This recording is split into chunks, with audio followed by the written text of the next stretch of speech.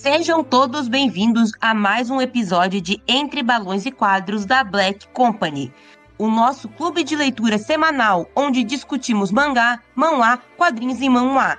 Mas hoje teremos um episódio mega especial, pois estamos celebrando os 20 anos de um dos maiores ícones dos mangás, Fullmetal Alchemist. Os episódios de Entre Balões e Quadros estão disponíveis todos os domingos ao meio-dia no Spotify. Não se esqueça de seguir a gente para dar aquela ajudinha no engajamento. Eu sou a Vitória Meller e quem está aqui comigo hoje é o Léo. Oi, tudo bem com vocês? Aqui eu falo é o Léo e a gente vai falar hoje sobre Fullmetal, é isso. O Pedro. Bom dia, boa tarde, boa noite, como todo mundo vai. Levante a cabeça e prossiga com sua vida. Você tem suas próprias pernas para poder andar, então use-as. E o Felipe. E aí, como é que vocês estão? Para qualquer um que tá. E, basicamente, a tua equivalente absoluta. Vamos então relembrar essa obra-prima criada por Hiromu Arakawa, que conquistou os fãs do mundo inteiro e deixou um legado incrível no mundo tanto dos animes quanto dos mangás. Falaremos sobre os momentos mais marcantes, a profundidade da história e o impacto de Fullmetal Alchemist nesses 20 anos.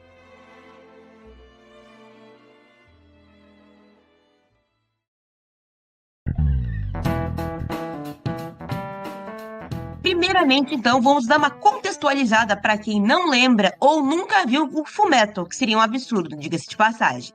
Fullmetal Alchemist segue as histórias dos irmãos Edward e Alphonse Eric, que após tentarem uma transmutação humana proibida para ressuscitar sua mãe, acabam pagando um preço horrível. Edward perde um braço e uma perna, enquanto Alphonse tem sua alma selada em uma armadura. Agora os dois irmãos vão em busca da Pedra Filosofal para tentar recuperar a perna e o braço do Edward e recuperar o corpo de Alphonse. A história é lançada originalmente em 2001 e continua sendo um sucesso até hoje. Tanto é que ela ficou por muitos anos no primeiro lugar no Anime List, como o anime com maior nota em avaliação pelo público. Só perdeu seu lugar ano passado para Frieren, que é o que eu, o Pedro e o Eléo temos um grande problema quanto a isso, mas enfim. É bom lembrar que se quiserem ouvir o que a gente pensa sobre Frieren, escute nossos episódios sobre Frieren do Entre Balões e Quadros. Então, só pontuar que é importante sobre o anime em questão geral, é que ele tem duas versões, né? Uma que é o Fullmetal Alchemist, só o nome, que ele é diferente da história original do mangá, porque ele foi lançado enquanto o mangá ainda estava sendo publicado. Então, ele chegou a um ponto que o anime não tinha mais história para acompanhar. Ele teve que fazer o quê? Ele teve que inventar e fazer por conta própria. Então, ele é bem diferente do mangá. Aí, depois lança o Brotherhood, que é esse sim, já tinha a história completa. Então, ele é fiel à história original do mangá. Então, agora eu vou passar a bola pro Léo, que ele quer falar um pouquinho sobre o world building de Fullmetal Alchemist. Eu acho que antes da gente começar a discutir sobre a obra propriamente dita, eu acho muito legal dar uma contextualizada no world building que a Hiromu Arakawa faz, que eu acho absurdamente incrível. Que, olha que foda, né? A cidade, o país onde se passa a história, é o país de Ametris, certo? E ela tem ali nações vizinhas pro leste, que é a Xing, no oeste ela tem a Creta, no norte Dracma e no sul tem a Erugo. Só que é muito maneiro, porque, tipo assim, a Arakawa ela é tão foda que ela consegue fazer completamente uma representação histórica sobre o mundo real nesse mundo fictício que ela cria.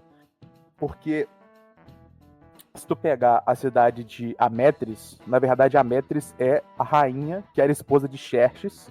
Inclusive tem a cidade de Xerxes ali no país, né? Porque o país depois se torna Ametris. Então Ametris é a esposa de Xerxes, e Xerxes é um dos imperadores persas, né? Do período da Aquimênide. Isso é muito maneiro porque a Pérsia, ela existe, né? Entre aspas, existe ainda porque hoje é o atual Iraque, né? Não, mentira, é o Irã. Hoje é o atual Irã.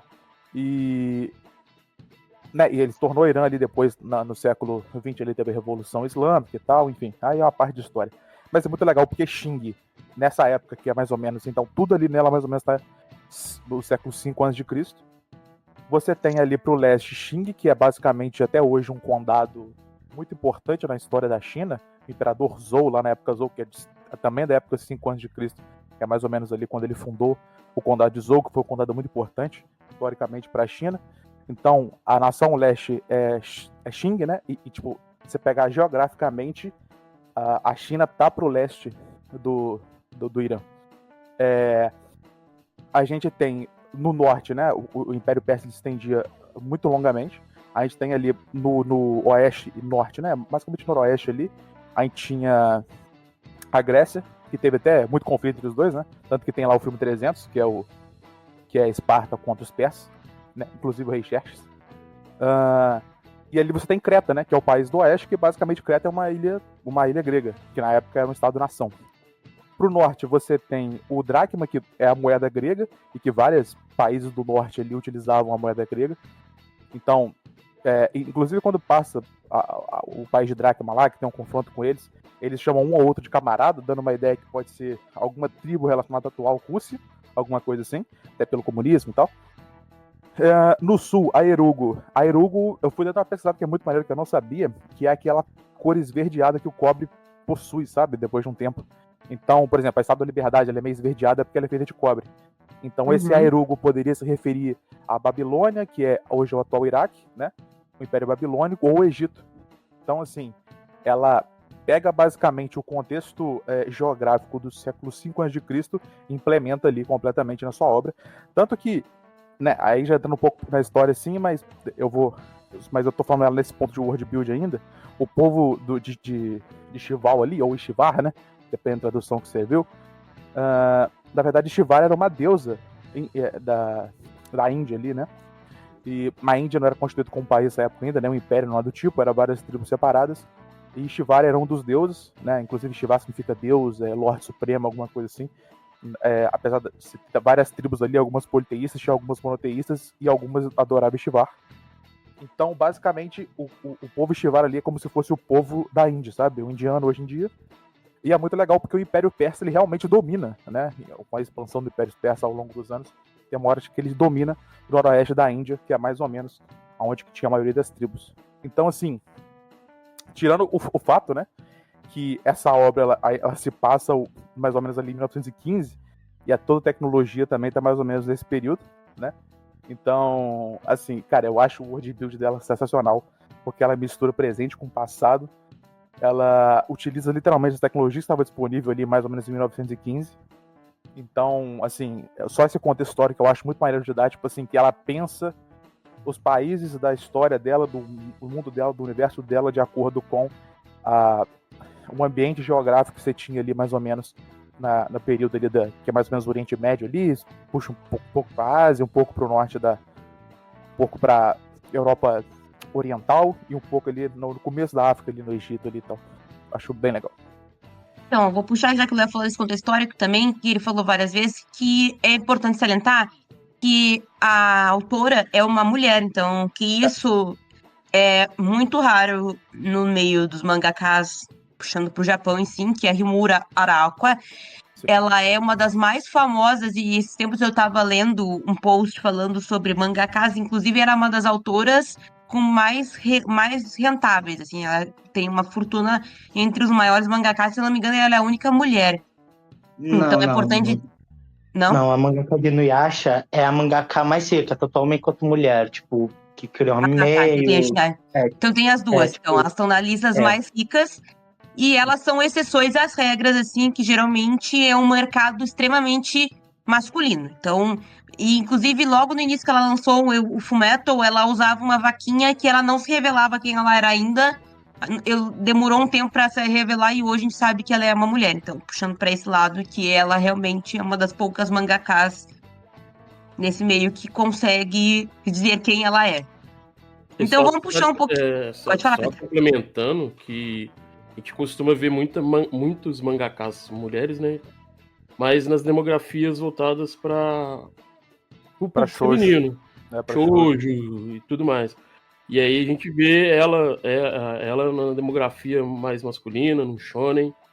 E fazendo bastante sucesso, assim, vindo já com o pé nas portas, né? Realmente, ela é, tipo, uma mangaka muito boa pra shonen, porque a mangaka de Nana também tem um reconhecimento, mas ela é mais, tipo, Eu esqueci o nome do gênero, mas é tipo um seinen, só que pra mulher adulta. E eu acho interessante a gente abordar isso, porque tu vê claramente quando uma autora mulher traça as personagens femininas, assim, elas têm corpos normais, elas não têm aquela sexualização, a Wing tá sempre com uma roupinha normal, a General Armstrong também, então eu acho legal, não tá ela lá no meio do norte, no meio do gelo, de biquíni, ela tá com uma roupinha normal, A, assim, de frio. a divisão de mangaka masculino e feminino também, divisão sexual entre eles é bem complicada também, porque a gente tem, assim, milhares de mangaka que simplesmente não revelam rosto, gênero, nada do tipo, e fica a vida inteira lá com os nomes aleatórios, parecendo que você foi num site de gerar nicks aleatórios, e depois bota um número aleatório no final, tipo um 13, assim, um 56, sabe? Pra ficar mais aleatório ainda, e fica a vida inteira assim. Mas sim, dos que a gente tem revelado, sim, não tem nem comparação com a quantidade de homens que você tem que escrevem a história do que mulheres, assim. O mercado é muito mais voltado para o masculino, até em questão de obra mesmo. Mas, obviamente, ter mulher nesse mercado com esse destaque, além de ser bom, é muito difícil. Então, agora eu vou puxar para o nosso. O que a gente vai falar agora, um pouquinho dos momentos icônicos que a gente teve durante Fullmetal. Então, vamos começar do início, que é a perda do Edward e do Alphonse Elric, que começou a jornada deles. Eles tentaram transmutar a mãe para trazê-la de volta à vida. E foi como isso marcou os dois. O Edward perde o braço e uma perna, e o Alphonse perde o corpo e tem que ter a alma transmutada para dentro de uma armadura.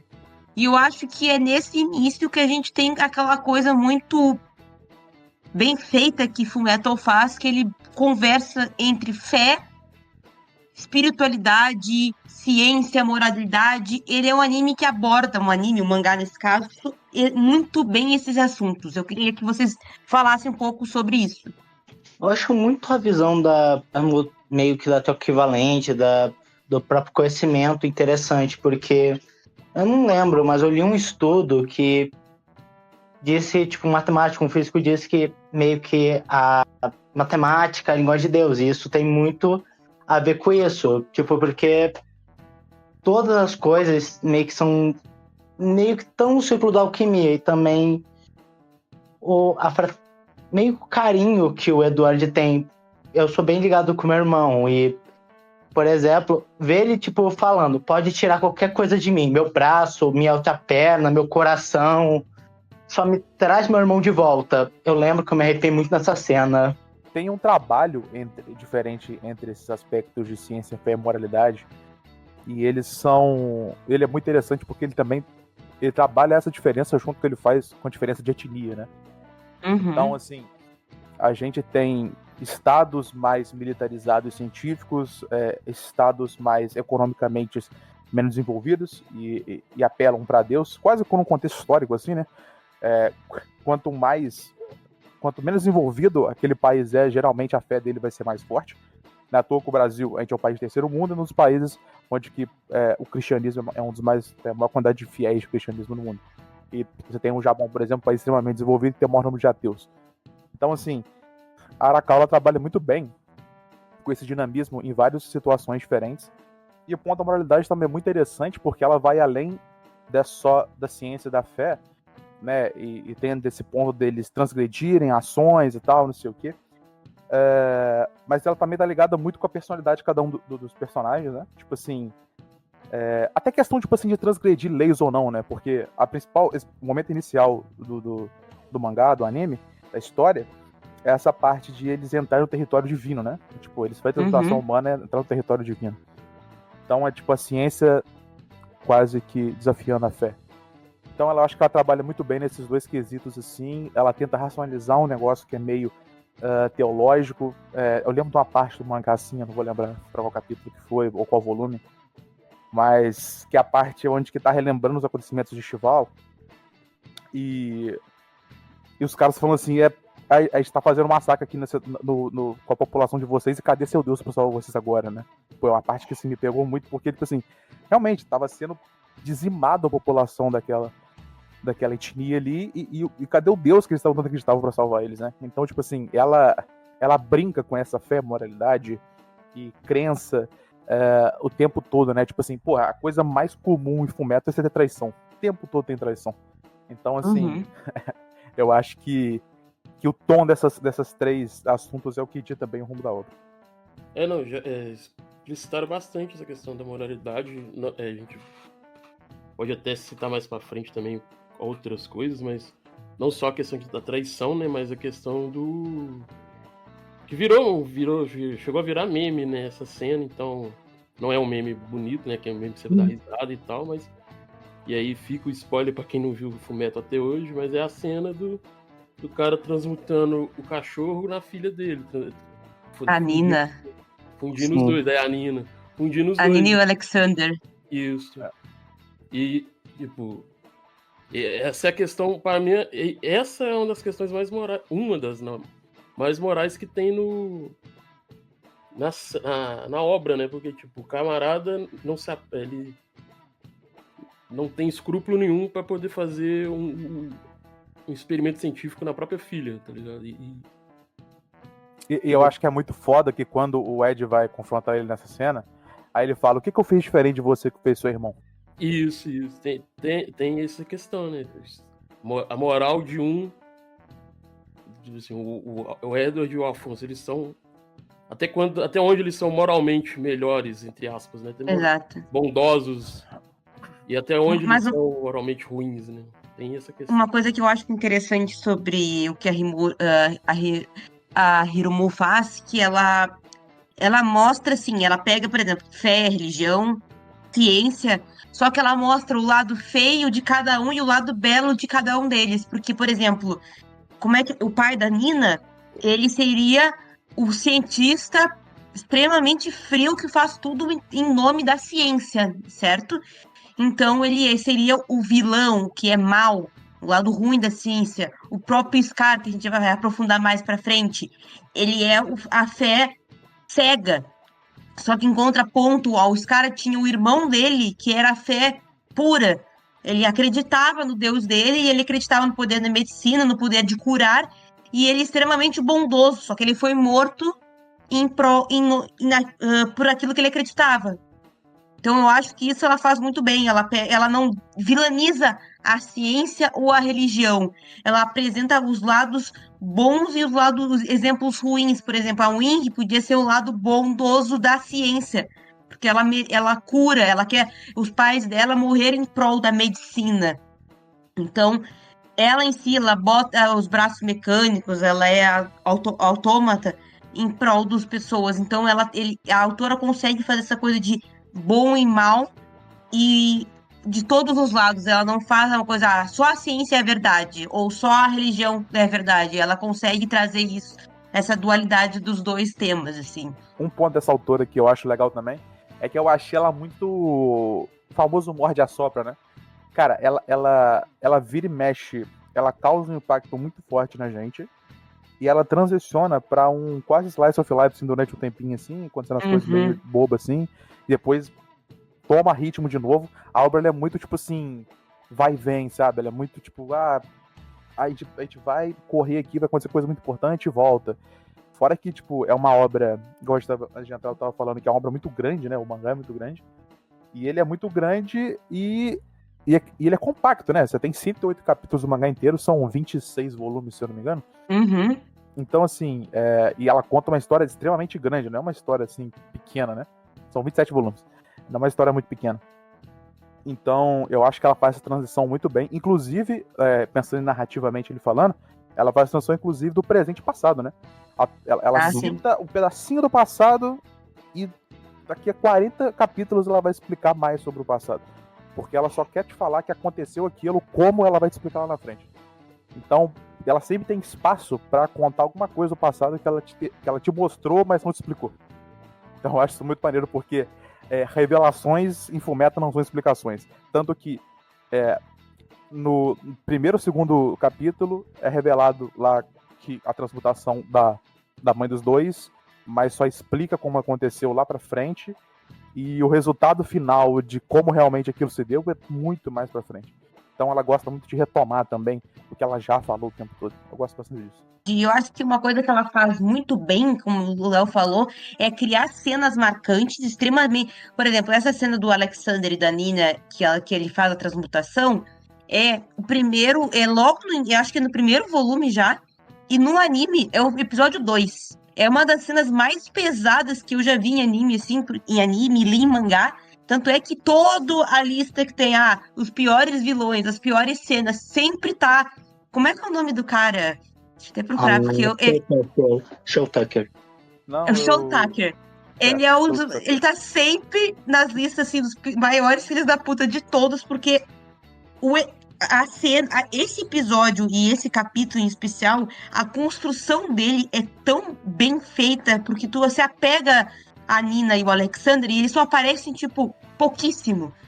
Pra no final tu ter aquela quebra de expectativa, olha, ele juntou a cachorro com a criança. Eu lembro muito de ler isso e tipo, legal, tipo, uma quimera que fala. Daí quando ela diz, eu lembro que na época eu fiquei, não é possível. Ela fala papai, né? Não, Tipo, ela chama o Edward, né? Eduardo, tá doendo, eu lembro. Nossa, essa cena é muito. Essa cena, eu acho que. Nossa, a pessoa que não sofre com essa cena não é um ser humano.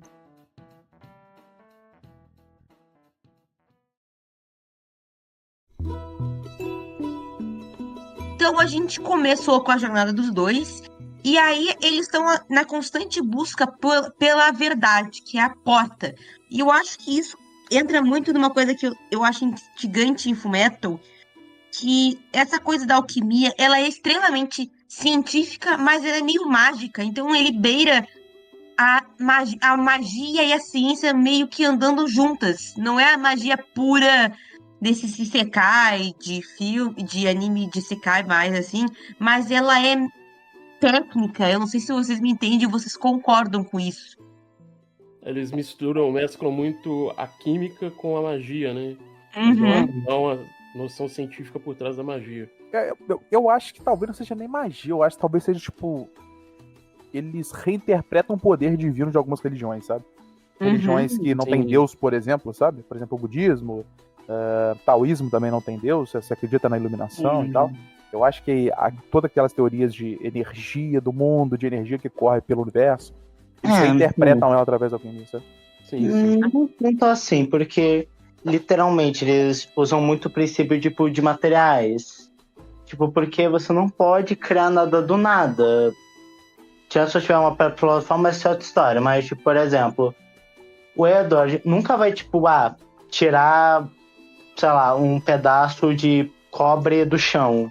Tem que ter pelo menos alguma coisa, tipo, metal, pra ele conseguir usar.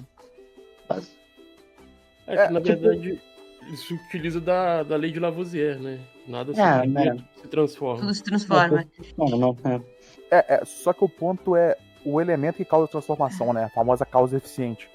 O que transforma um material para se transformar em outro. Aí entra a parte um pouco do misticismo, de energia e tal, não sei o quê. E eu acho que fica até mais claro isso quando entra a alquimia do povo Xing, né? Que é o povo do leste. Uhum. Que aí ela é completamente diferente da alquimia deles, né? Tanto que tem uma hora lá que o pai, ele... né, o pai, que é o primeiro homúnculo, ele cancela lá a alquimista do mundo, ele dá uma porrada lá no chão, bate o pé no chão, acha que todo ninguém mais pode usar alquimia, mas o pessoal do leste pode, porque a origem da alquimia é diferente, a lógica da alquimia é diferente. É outro princípio. Na verdade, é uma outra interpretação do sentido de alquimia, né? Pode ser que seja até a mesma coisa, só que é uma interpretação diferente do que é.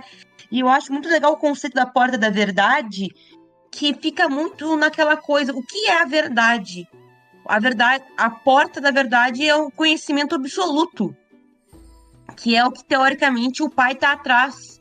E na verdade quando a gente conhece a figura do pai, a gente entende que ele seria uma figura de Deus, assim, só que existe algo acima dele que é a verdade, que é onde está o Alphonse, ele tá naquele limbo. A gente não sabe se aquilo ali é um limbo entre céu, inferno, o que que é aquilo.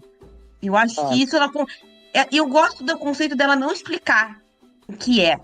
Porque porque é um conhecimento que a gente não tem. Sim. Pode O que eu falar. acho interessante que a Hiromu fez é que a verdade não tem uma forma, uma silhueta. Por exemplo, até quando o pai meio que tá na verdade, não é tipo uma silhueta humana, é a silhueta da verdadeira forma dele. Exatamente.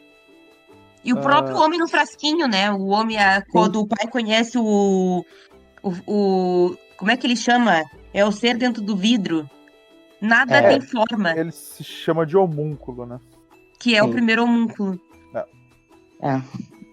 Mas eu acho que um ponto que é muito maneiro nessa porta da verdade é que primeiro que toda é porque ele é muito simbólica, né? Tipo, a Arakawa, ela é muito simbólica do que ela faz.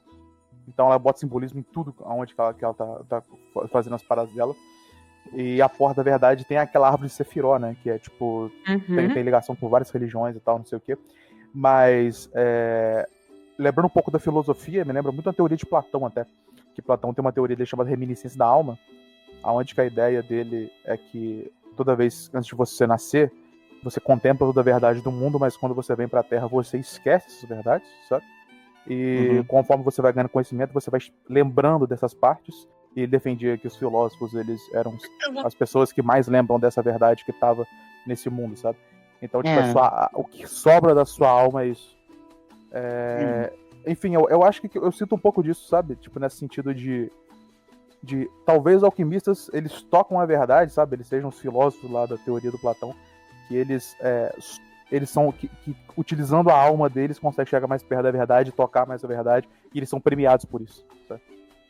Então, agora, já que todo mundo citou, vamos passar para os homúnculos, que pra mim são sim, os 7 pecados mais incríveis dos animes, dos mangás, que são partes do próprio pai, né? Partes da alma do pai. São os 7 pecados, basicamente, eles são 7 pecados capitais. A luxúria, a ganância, o orgulho, são os vilões, assim. E eu acho que ela explora essa coisa de uma complexidade que vai muito além de ser ganância. O ganância, por exemplo, a mim, que com certeza para a maioria, que é o mais bem explorado, todos eles têm aspectos muito únicos. O raiva. Inclusive, eu quero lançar uma teoria que eu tive quando eu revi, que eu consegui para quase todos, não sei se eu chego a todos. O símbolo dos homúnculos, todos eles está em partes que representam eles. Por exemplo, a luxúria, o símbolo está nos seios. Luxúria. O gula, o símbolo tá na língua. O ganância, o símbolo tá na mão. Essa coisa de fazer ganância de mexer com dinheiro, as mãos. Só que os outros eu não consegui encaixar, essa é a minha teoria. Mas esses 3 encaixam. Não, eu acho também muito interessante o desenvolvimento de cada um. Porque não é tipo, são vilões. Tipo, a própria inveja tem um desenvolvimento da hora. Principalmente quando, ao contrário, o Mustang não mata ele. E ele, literalmente, ele se mata porque ele percebe que ele tem inveja dos humanos. Por isso que a forma dele é transformação. Tipo, ele sempre teve inveja dos humanos. De ser um ser único. E não uma cópia. Como ele geralmente fazia. Cara, na verdade, o inveja, ele é uma cópia, né? Sim. Ele é uma cópia. Ele não tem nada de único. Ele é uma parte de alguém e ele é um ser sem personalidade. Ele é... É porque eu acho que, tipo assim, a Arakawa, ela utiliza os pecados capitais. Assim, é uma opinião controversa, mas eu acho que a Arakawa, ela trabalha alguns pecados capitais muito bem, outros muito mal, sabe? Por exemplo, é muito difícil explicar por que o orgulho é o orgulho, sabe? Tipo, por que a preguiça, que é o slot, ele trabalha sem parar? Tipo assim, alguns ela inverte o oposto, tipo preguiça. Tipo a luxúria, o que ela mostrou de luxúria, sabe?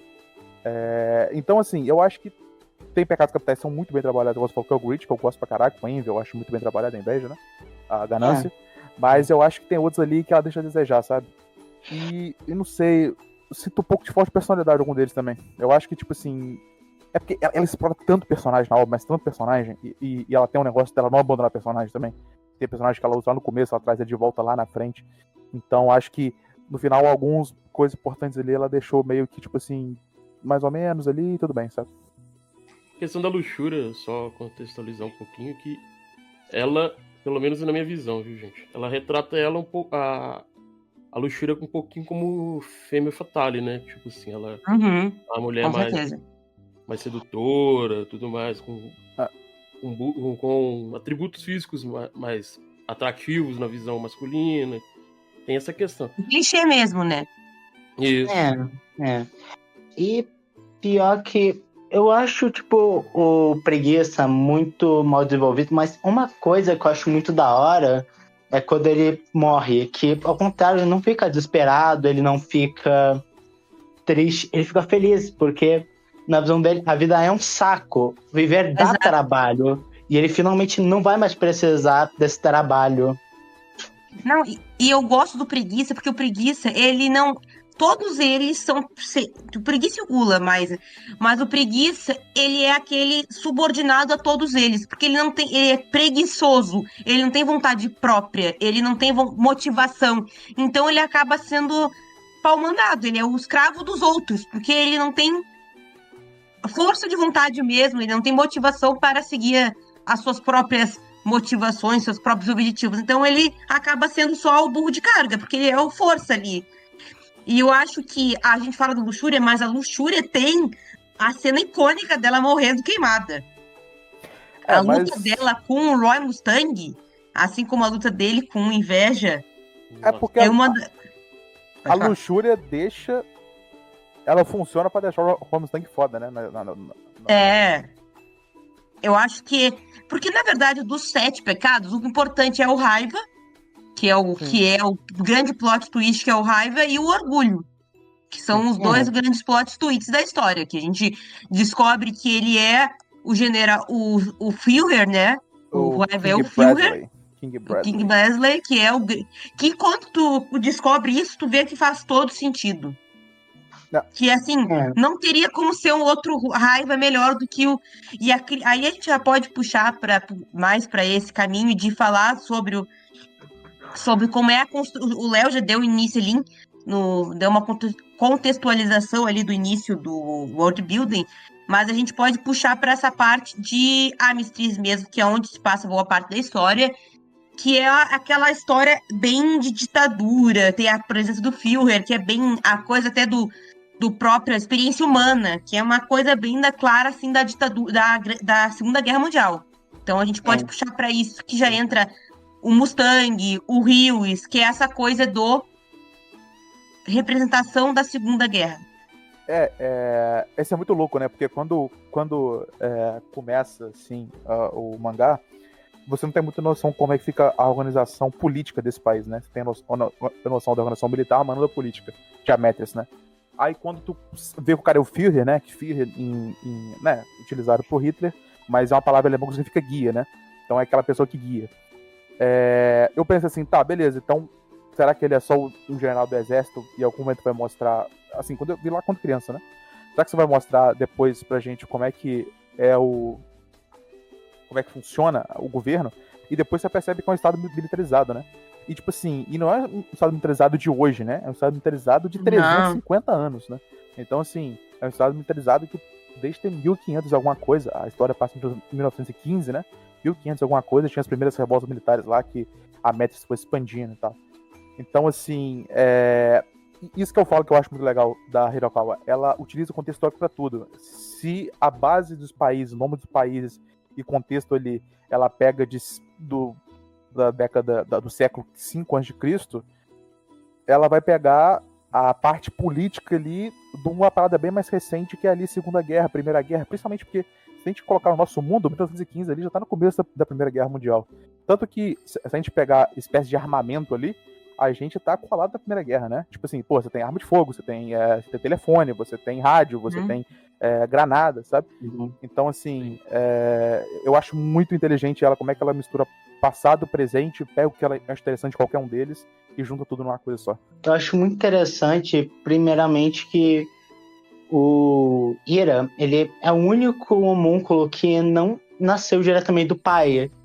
Isso mostra também bastante, meio que a preparação tal, e também mostra bastante. Uma frase que isso foi na luta final contra o Scar, que ele diz que ele nunca teve o direito de escolher nada na vida dele. Ele sempre foi pau mandado, ele sempre foi ordenado. A única coisa que ele pôde escolher foi a esposa, que mostra um pouco de humanidade nisso. Pelo menos um pouco. Que ele não era totalmente um ser tão controlável e terrível. Acho interessante. E outra coisa que eu acho dentro disso, que ela cria muito, como vocês falaram, essa coisa do futuro. Ela é uma história meio de passado, meio de futuro, porque claramente uma sociedade que evoluiu tanto que, em termos de conhecimento, porque ela tem toda essa coisa de saber a verdade para transmutação. Então, é uma sociedade moderna em questão, mas em termos de tecnológicos, ela não é tão evoluída. E eu acho que isso que o Felipe falou também é muito verdade, que ela faz a humanização até tu consegue criar uma empatia com aquele maior vilão, que é o Führer, que é o Bradley, pela criação da esposa. E é muito brilhante. A obra em si, né, meio que brinca com essa parte, brinca bem entre aspas, né, no sentido de que faz imaginar como seria o mundo se realmente a Pedra Filosofal existisse e se a alquimia fosse de verdade, se eles conseguissem, contextualizando historicamente, né, a alquimia surge da vontade dos químicos da época, lá da Idade Média, de transformar tudo em ouro, praticamente. Chumbo em ouro, né? Isso. E a partir disso também acreditava-se muito que conseguindo transformar a chumbo em ouro, eles poderiam chegar na Pedra Filosofal, que dará a vida eterna e tudo mais. E eu acho interessante da obra que ela brinca com isso e também traz um pouco daquela questão do steampunk, né? Da tecnologia steampunk. E aí justamente fica caracterizado na tecnologia que vocês falaram, né? Ela tem um lado em steampunk e você vê que acompanha a tecnologia dos anos início do século XX, final do século XIX. E eu acho uma parada muito legal profissional que o Pedro falando, né? O steampunk, ele surge ali mais ou menos com uma ideia, né? É o subgênero do punk, né? O punk significa revolta, alguma coisa assim. Steam significa engrenagem, então a revolta das engrenagens. Geralmente ele tem muito a ver com máquina a vapor, geralmente é uma distopia do final da Revolução Industrial, né? Então a gente tá falando de da era vitoriana também. Vitoriana também, ele pega uma ideia vitoriana também. Que é aquele período da Inglaterra, né? Da Rainha Vitória e tal. E essa parte sobre do ouro, né? Do chumbo virar ouro, que ali quando nasce a alquimia, ela também traz isso pra dentro da obra com aquelas 3 regras do Diamétrias, né? Pra ser um alquimista federal. Que você não pode transmutar pessoas, você não pode transmutar ouro e você tem que jurar lealdade ao exército.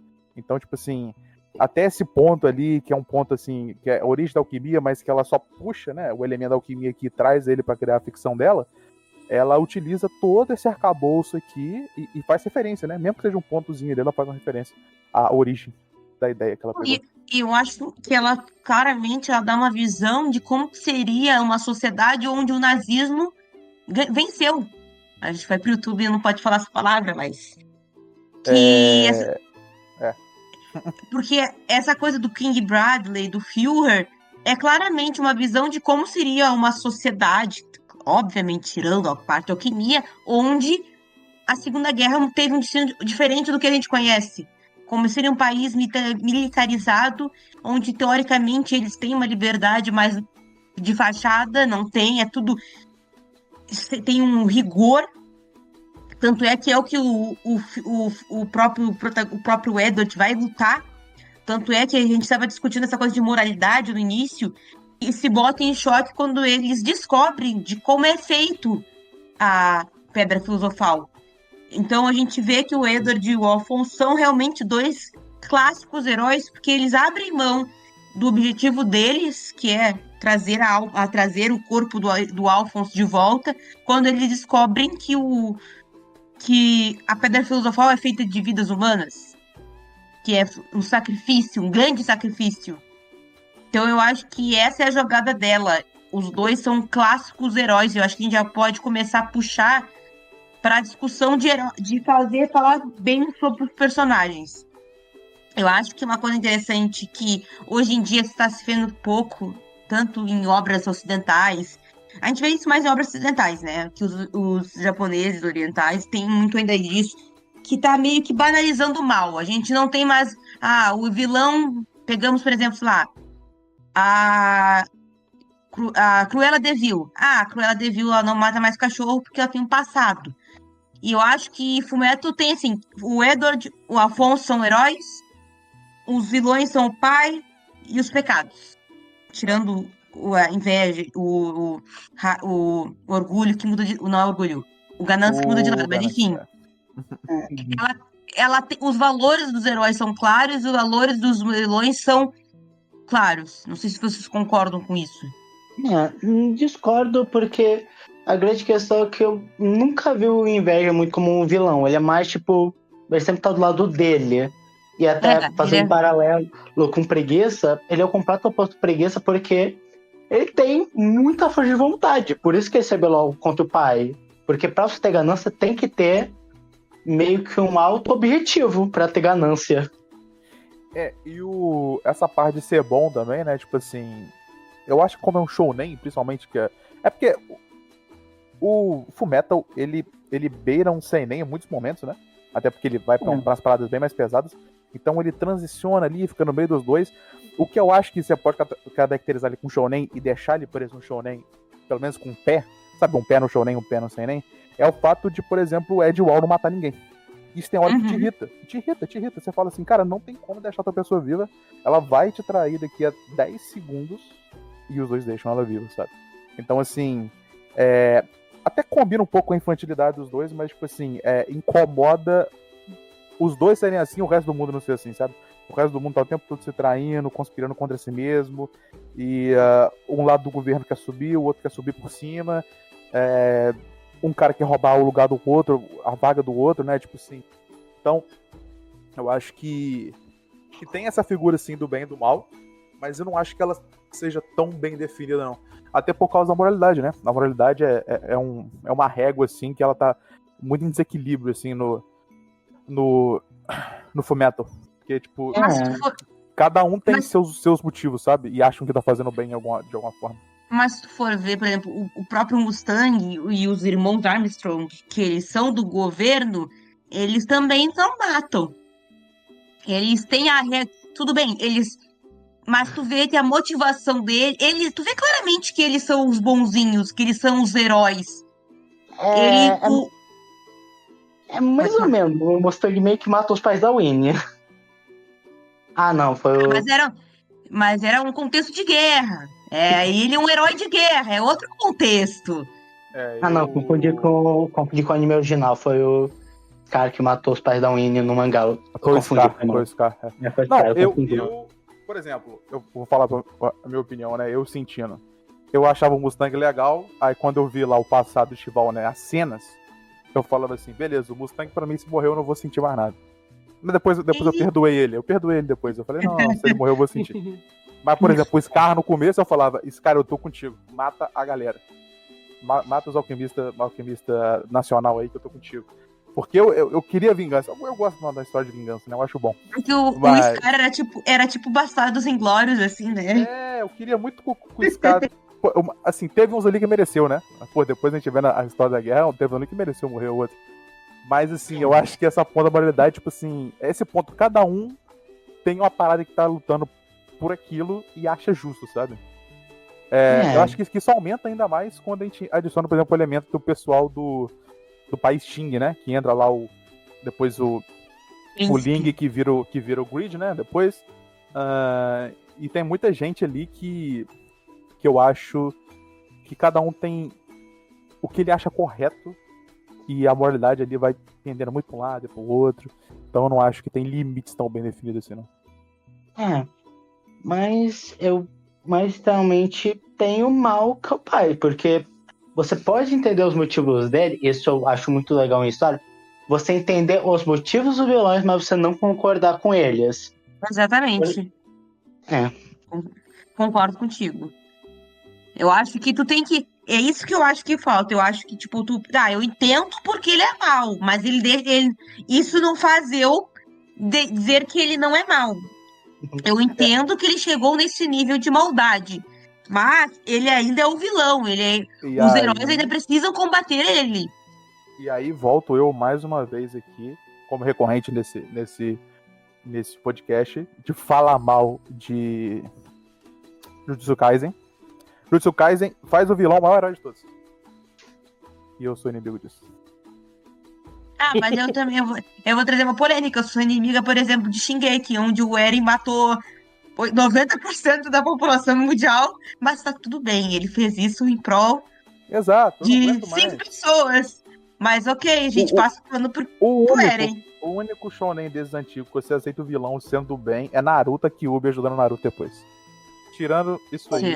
A Kyuubi, não vou desvirtuar o assunto, mas a Kyuubi não era tão vilanesca assim, né? Não, mas vamos... Era mais uma besta do que uma vilã, no caso. Então, mas ela foi pintar como vilão 600 episódios, né? Pegar o clássico Mario Shippuden.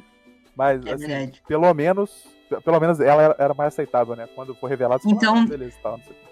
Aqui dá um corte, hein, Caio? A gente já fez aqui, ó. Falamos mal do Eren, falamos mal do Naruto e falamos mal de Jujutsu.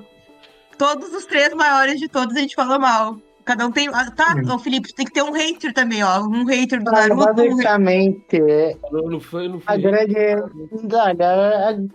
Eu não tenho muito... Não tô com nenhuma coisa. Não tem nenhum anime grande que você odeia, não, Felipe? Fala pra gente. A gente pode dizer pra gente. Um herói, um vilão. Pode falar. Todo mundo ama. Não, pior que não tô pensando em nada agora. O Felipe é do bem, a gente que semeia o ódio. Então, a gente falou, e a gente não pode deixar de falar de um momento mutante, que é a morte do Hughes. Que é, assim, junto com a Nina e o Alexander, a cena mais horrível. Que tem a filha dele, né? A filha do Hughes, que é a melhor personagem de todos. É verdade. A mulher dele é a melhor personagem de todas. Eu gosto muito dele, da pequenininha, né? O Hugh entra a morte do Miles Hugh, ele é tipo, entra no meu top, bem pequeno, de cenas que eu chorei vendo animações em geral. Porque a morte do Hughes é muito... É que tu não espera, porque Fullmetal, o Hughes morre do meio assim pro fim. E até onde tu tá ali, não morreu, morreu a Nina e o Alexander, mas não morreu ninguém de suma importância pra história. A mãe dos dois morre bem no início, tu não se apega a ela logo de cara, tu se apega depois com os flashbacks. Mas ela morre lá no início e aí tu não se apegou a ela. Mas o Hughes... Não, ele morre no começo também, né? Ele morre, sei lá. A grande questão... Eu chorei eu chorei na morte do Hughes no Fullmetal normal e no Brotherhood. Tipo, esse é o caso. Ele morreu. Tu sabia que ele ia morrer de novo? Chorou de novo. Não,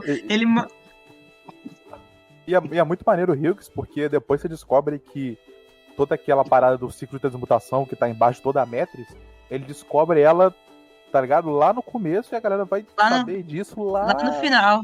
Lá, sei lá, depois de uns 8 volumes pra frente, 9 volumes.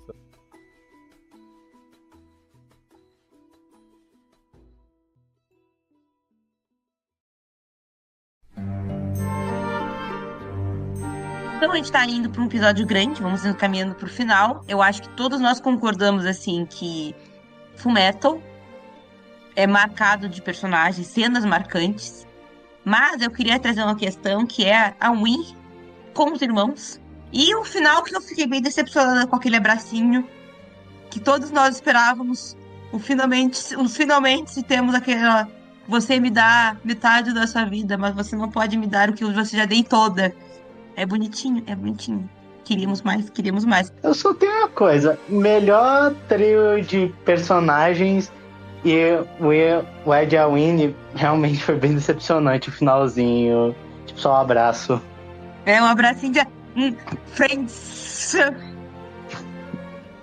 Nem tudo tem que ser explicitamente gráfico, né? O amor está aí pra viver na mente das pessoas também. O importante é que no filme é que os dois tiveram 2 filhos. Esse é o importante, brincadeira. Eles tiveram filhos, exato. Sim. Cara, eu acho que...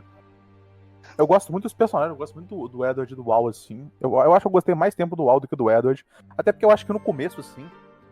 eu acho que é muito... Você fica muito incomodado, pelo menos eu fiquei... que eu lembro disso, que o Edward, ele fica muito tempo sendo protagonista, né? Assim, durante muito tempo, o Al é literalmente um zero à esquerda. Até ele começar a usar alquimia com as 2 mãos, o Al é muito deixado de lado, assim, em quase tudo, porque ele só imobilizava o cara, dava um copo de judô ali e jogava o cara no chão.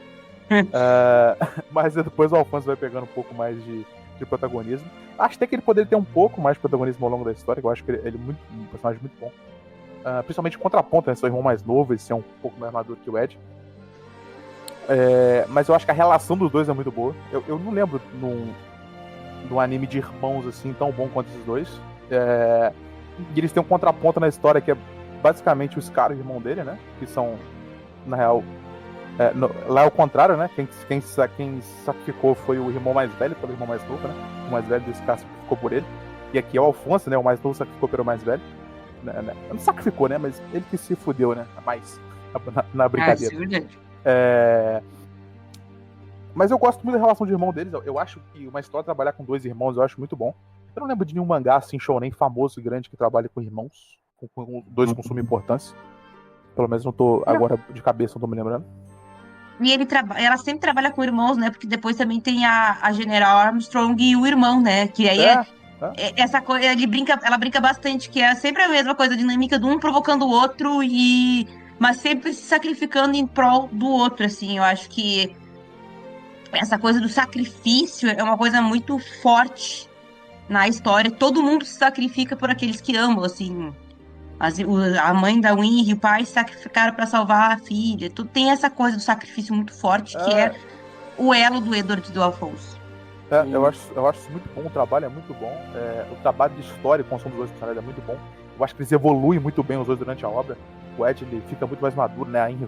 Eu vi várias vezes falando que as costas dele tá mais larga, né? Que é uma citação japonesa, que o homem tá mais confiável e tal, não sei o quê. O Ed vai evoluindo também mentalmente. O embate dos 2, a discussão deles, depois a reconciliação, que sempre vai fortalecendo a relação de fraternidade deles. Eu acho muito bom, cara. Eu gosto bastante mesmo dos 2 personagens. Eu acho que porque ela tira muito protagonismo, né? Porque eu tenho uma sensação que eu não sei se vocês têm, de Fullmetal, que ele me passa uma sensação muito forte, de tipo assim, todo mundo é muito frágil, sabe? Mesmo assim, os alquimistas, o alquimista de qualquer tiro de uma sniper assim de longe, ele morre, sabe?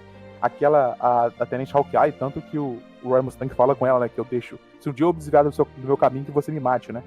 Então, tipo assim, tem muito essa pegada de todo mundo ser muito frágil. Tirando os homúnculos, né? Porque os homúnculos também, sim, até morrem, né? Mas demoram um cara. Mas eu acho que, tipo assim, os alquimistas nacionais são importantes, são fortes demais, são os cães do exército, mas tem essa pegada de, eu acho que, certa fragilidade neles, que eu acho muito interessante, porque não é nada onipotente, assim, sabe? E eu gosto disso. Uma coisa que eu acho interessante, meio que a fragilidade, não ser, tipo, super soldados, que nem outros animes shonen, tipo Dragon Ball ou outras coisas desse gênero. E eu tenho uma crítica. Fale, esse é teu corte? Não, era o lá do começo. Mas esse aqui também pode ser uma crítica. Eu acho que falta. Pô, isso aqui é uma crítica forte, tá? Personalidade pros poderes do Edward e do Alphonse. Cara, por exemplo, você tem o alquimista das chamas, você tem o alquimista, o Armstrong. Ele tem lá a alquimia dele, que é um bagulho único assim e tal, não sei o quê. E a do Ed Dual é meio assim, eu vou levantar umas estacas do chão, bater a mão no ferro e transformar na arma. Porra, a ideia de Fullmetal Alchemist pro Ed é maneira, mas porra, só transformar o braço dele mecânico numa lâmina, eu acho qualquer coisa, sabe? Não sei, cara, eu acho que falta, pô, sabe, X-Men, Magneto, sabe? Porra, controlar mental. Eu quero poder icônico, sabe? Eu acho que falta um pouco disso pro Ed e pro Alfonso, porque no final eles fazem coisas que qualquer um faz, sabe? O que o alquimista faz. Eles não tem nem aquela parada que tem o alquimista, né? Que tem na história, do alquimista ele codificar as pesquisas dele, né? Então, tipo assim, o Ed codifica, eu acho que escrevendo como se fosse diário de bordo, né? O outro lá codificava como se fosse, o doutor marcou como se fosse receita de comida. O Roy Mustang, ele codifica como se estivesse mandando mensagem para mulheres, né? Tipo, escrevendo carta de amor. Então ele vai citando o nome de várias mulheres. Então, assim, e cada um deles fazem isso porque eles não querem revelar suas pesquisas, porque cada um tem a sua própria alquimia. E eu acho que falta isso, sabe? Falta pro Eddard e pro Alphonse eles desenvolverem alguma coisa deles, assim. Eu acho que faltou. Eu vou te dar uma explicação do que eu vejo. Eu acho que, por exemplo, vamos pegar o Mustang, ele é o alquimista das chamas, de fogo. Ele estudou para si, porque o Edward e o Alphonse, eles não têm pretensão de ser um alquimista para usar o poder. A única pretensão deles é trazer a alma, trazer o corpo do Alphonse de volta e só. Tanto é que ele desiste da alquimia extremamente fácil. Ele não quer se tornar um alquimista de renome, ele não quer se tornar um Roy Mustang que tem alquimia, ele não quer estudar para isso. Ele estuda somente para trazer o irmão de volta. E ele não tem pretensão nenhuma além dessa. Eu acho que é isso que explica por que o poder dele é tão genérico. Ele não estuda para isso. Eu entendo que ele é genérico, mas eu acho ruim ser genérico, sabe? Eu acho que falta... Porque no final você gosta muito do anime, porque os personagens são muito bons. A história é muito boa, a quantidade de mistério que a Arakawa Boater vai revelando é absurdo. Mas, não sei, eu acho que o Ed podia ser mais marcante ainda do que ele já é, tá ligado? Ele e o Alphonse. Compreendendo. Entendi. Do resto da galera aí. O que você acha, Pedro? Fale, Pedro, dessa opinião. Sim, particularmente eu acho que gosto desse tipo de protagonismo, porque mostra que eles ainda têm muito a percorrer e mostra, como a Vitória já citou, não era a motivação deles virarem alquimistas, renomados, poderosos. Então, eles acabam ali por necessidade estudando o necessário e para eles foi o suficiente. Não tem necessariamente... E mostra também que o protagonista não é necessariamente aquele fodão que vai chegar, eu sou aquilo, eu sou fazer acontecer. E aí mostra também a fragilidade deles, mentalmente também falando, da fragilidade mental deles também, a questão toda a questão filosófica que envolve a obra. Tá. Quer falar, Felipe? Não, eu só queria mencionar uma coisa, mas eu acho que eu posso acabar me estendendo muito sem querer. Não, pode falar, fala, à vontade. Fica à vontade, não tem problema nenhum. Basicamente, era voltando um pouco sobre a verdade, meio que sempre que alguém acaba vendo a verdade, meio que paga o preço dependendo da personalidade. Por exemplo, o Roy Mustang ficou cego para não poder ver o futuro. A Mestra dos meninos perdeu a capacidade de ter filhos, tipo, ela perdeu os órgãos internos.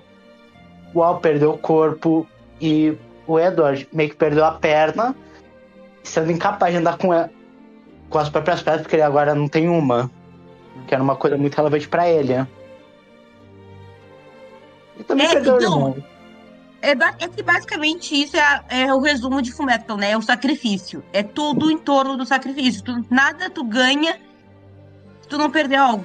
Todo mundo perdeu algo em toda a obra em prol de receber algo. Então é o que fala da troca equivalente, né? Tu não cria nada do zero. Então é basicamente isso. Tu não ganha nada sem esforço, sem sacrifício. Eu acho que essa é a história total de... Inclusive, eu acho que o final feliz que Fullmetal tem explica toda a narrativa. Tu não poderia ter um final triste quando tem a premissa que o sacrifício, tu não pode ter nada, tu não pode ter algo se não tem sacrifício.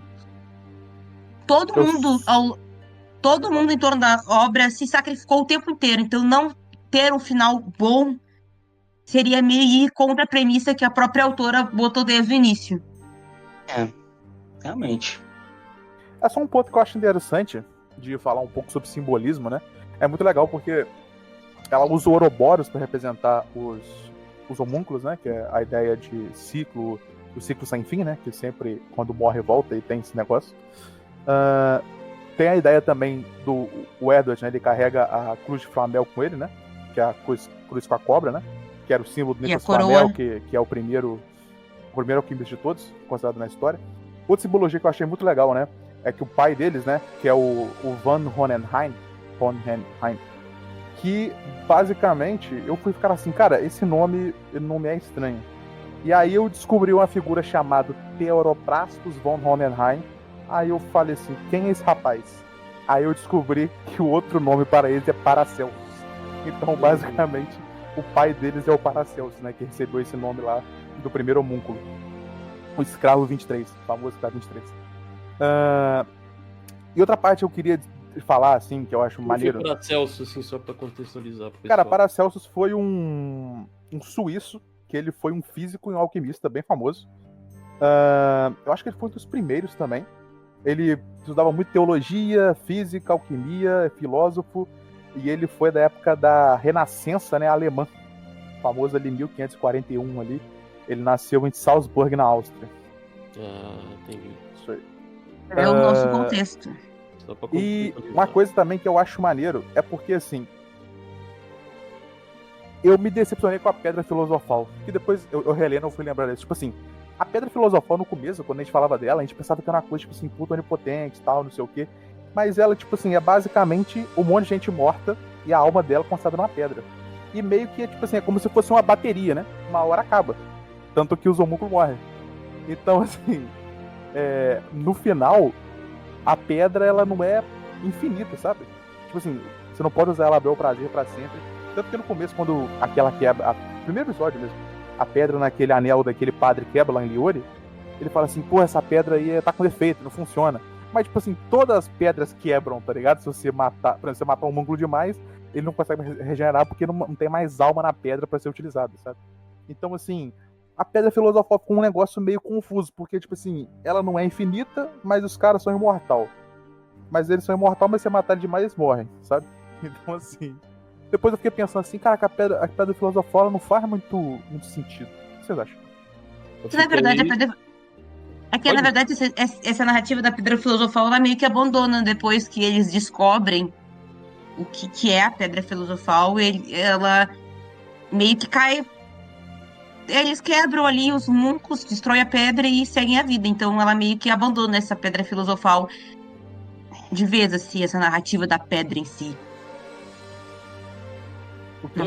Olhando pelo lado filosófico da coisa também, mostra que não existe vida eterna, né? A vida não é infinita. E tudo tem seu fim. Então, o fato da Pedra Filosofal precisar ter um fim? Precisar de ter um fim já mostra que não é infinito. Arakawa vendeu pra mim uma ideia errada. Eu achei que a Pedra Filosofal ia ser infinita. Quando no começo, né, eu falei assim, pô, no final vai ser infinito, os caras vão poder fazer a troca equivalente sem parar e sem se preocupar com nada. Que no final não existe, né? Porque se tu pensar a troca equivalente, ela funciona até pra pedra. Você utiliza as almas da pedra filosofal pra fazer o comigo. Eu só ia dizer, meio que é o plot de Fullmetal, nada é absoluto, nada pode superar meio que a lei da troca equivalente. Nem a pedra, por muito tempo. E na verdade é aquela coisa que não existe. Eu acho que ela aposta que na verdade não existe imortalidade, porque até o pai, que era o ser imortal, o próprio pai do Edward e do Alphonse, que ele viveu por muito tempo e ele buscava um jeito de morrer, morreu. Então eu acho que é basicamente a lei da natureza. A gente vive e morre, assim, a única certeza da vida é que ela acaba. Então não existe o conceito de não morrer, de imortalidade.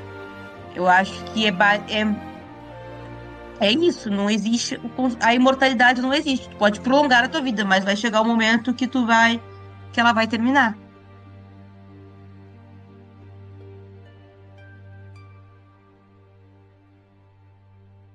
Então, galera, a gente está encerrando mais um episódio especial agora de 20 anos de Fullmetal Alchemist. Lembrando que a coleção completa do 1 ao 27 já saiu pela editora JBC. Você pode adquirir e ter sua coleção maravilhosa de Fullmetal. E que esse ano a editora JBC também lançou um quadrinho, uma revista mangá especial dos 20 anos de Fullmetal, com histórias inéditas, falando a Kutawa fala um pouco também, então bora adquirir, a gente vai deixar o link aqui na bio. E é isso, vocês querem dar a sua última frase de consideração final? pensar. Eu vou cantar. Cante, então. Cante pra nós, Pedro. Depois vocês falarem. Eu só tenho uma coisa pra dizer. Leia o mangá no mangá da Hiro Marakawa, é muito da hora. Pedro, cante pra nós, Pedro. Não, o Léo vai falar primeiro. Tá, deixa eu pensar alguma coisa pra falar. Eu... Pô, Gostou de reler a obra? gostei. Porra, ele foi muito bom. Mas não sei o que eu vou falar. Ah, já sei o que eu vou falar. Eu reli a obra e eu não lembrava que Fullmetal era tão grande assim pra se ler. Até porque eu acho que eu nunca li. Quando eu era pequeno eu vi em anime, né? Muitos anos atrás. Quando eu era um adolescentezinho. Um jovem otaquinho. Um jovem otaquinho. E se os 27 volumes tivessem juntos, Fullmetal podia ser uma bíblia. É isso. Boa. Vai, Pedro, estamos esperando. Canta. Perdoe o japonês errado aí, mas vamos lá. Abertura de Fullmetal Alchemist Brotherhood, parte dela, né? Lógico.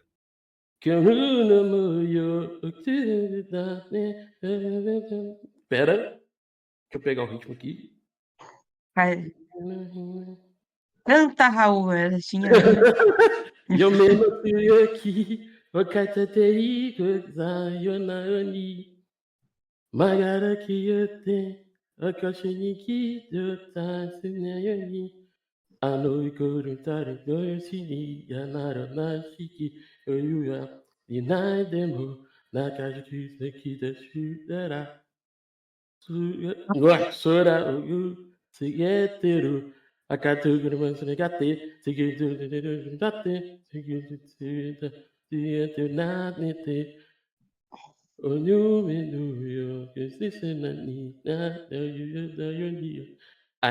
on way and I should not be. Perdão, cantei tudo errado, nervosismo. Eu vou botar o corte aqui que quem disser que essa não é a melhor abertura de anime de todas está errado. É uma pessoa errada. Se alguém disser que essa não é a melhor abertura de anime de todas. Essa abertura é muito boa, né? Essa é a minha citação final. A pessoa que disser ao contrário está errado e eu estou julgando ela, sim. E cancelando, não posso cancelar porque não tem mais Twitter, mas enfim. Cancela no Blue Sky. A gente pode dar uma opinião aqui. Trends. A gente pode dar uma opinião que não tem mais como cancelar. É verdade. Não tem mais Twitter. Mas então era isso. Desculpem, eu cantei errado, mas desculpem a letra. Eu cantei toda errada a letra, o nervosismo bateu, mas era isso. É só você falar que você não é japonês, pô. É, exatamente.